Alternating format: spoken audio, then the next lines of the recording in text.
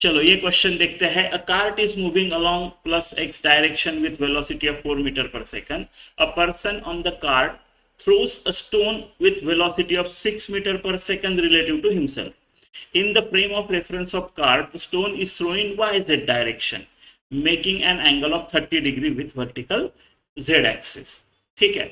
At the highest point of its trajectory, the stone hits an object of equal mass hung vertically from branch of a tree by means of a string of length L. A completely inelastic collision occurs in which stone gets embedded into object. पहले क्या determine करना है? Speed of combined mass immediately after the collision with respect to observer on the ground. फिर पता करना है length L of string such that tension in the string becomes zero when string becomes horizontal during subsequent motion. अपनी situation ऐसी है, जो cart है उसकी एक्स एक्सिस में जा रही है। अब मैं देखो एक्स एक्सिस ऐसे ले रहा हूं, right, perpendicular to the screen, ऐसा ऐसा एक्स एक्सिस ले रहा हूं ताकि मैं वाई जेड में ऐसा प्रोजेक्टाइल फेंक सकूं, राइट। वो एक्स में जा रहा है, जाती हुई कार्ट से वो वाई जेड में फेंकता है, राइट। तो वो जाएगी कैसी? उसको इनिशियल वेलोसिटी भी एक्स वाली रहेगी, जो कार्ट की वेलोसिटी है 4, तो वो ऐसे जा रहा है, ऐसे फेंक रहा है, वो ऐसे जाएगी, उसको एक्स कंपोनेंट भी होगा ना, एक ऐसे जाएगा। तो एक्स एक्सिस जो है मेरा वो ऐसा है, right, like into the screen ऐसा, और वाई जेड जो है वो ऐसा है। ये आपका वाई जेड है, जेड वर्टिकल है, इन्होंने वर्टिकल जेड को बोला है तो वर्टिकल जेड है, और ये है आपका वाई, राइट। एक्स कैसा है? एक्स ऐसा दोनों को परपेंडिकुलर ऐसा इनटू द जा रहा है, ऐसा पकड़ लो, है ना, ऐसा ऐसा, ये एक्स का डायरेक्शन है ना।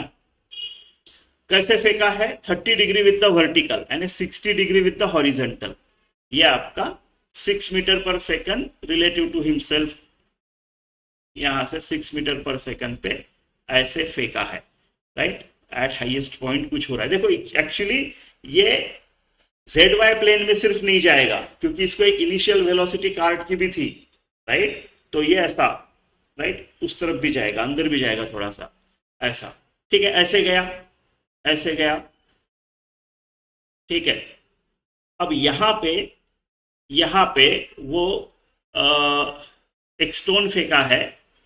At the highest point stone hits object of equal mass hung vertically from the branch of the tree. तो मान लो अगर इसका मास m है, तो एक m मास जो है वो एक ट्री के ब्रांच से ऐसा लटकाया हुआ हंग वर्टिकली, इससे वो लेंथ L है स्ट्रिंग का, उससे कोलाइड हो गया।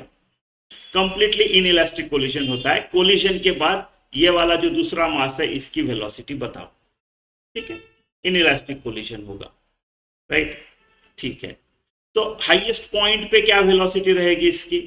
इसका हाईएस्ट पॉइंट पे जो वेलोसिटी रहेगा वो एक तो इसका देखो जेड कंपोनेंट जीरो हो जाएगा, वर्टिकल नहीं रहता है, हाईएस्ट पॉइंट पे वर्टिकल जीरो हो जाती है, राइट। तो हॉरिजेंटल दो रहेंगे इसको, एक तो वाई वाला रहेगा और जेड वाला जो 4 है, क्योंकि जेड में कोई फोर्स है नहीं, राइट, तो 4 की 4 ही रहेगी वो, राइट। वाई में भी नहीं है, तो वाई में भी जो इनिशियल आपका 6 cos 60 है वही रहेगा, राइट। तो u cos थीटा जो होता है हॉरिजेंटल कंपोनेंट वो रहेगा अलोंग वाई कैप, और अलोंग एक्स कैप भी होगा, इसको अलोंग एक्स कैप भी उसका 4 है, 4 मीटर पर सेकंड, राइट। तो कोलिजन के पहले की जो मेरी वेलोसिटी है, बिफोर कोलिजन स्टोन की वेलोसिटी बिफोर कोलिजन जो है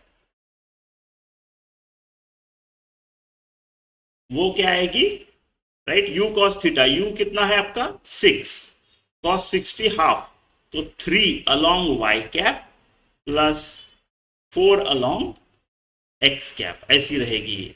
या फिर आपको अगर एक वैल्यू चाहिए तो v/4 बोल देते हैं, ये आएगा √3 का स्क्वायर प्लस 4 का स्क्वायर √25 5, ये 5 मीटर पर सेकंड आएगा, ऐसा, राइट। y और x दोनों है ऐसा, वर्टिकल कंपोनेंट नहीं है लेकिन दोनों हॉरिजॉन्टल कंपोनेंट्स है, ये भी है और ये भी है, तो ऐसा कुछ तो वेलोसिटी है ना, ठीक है।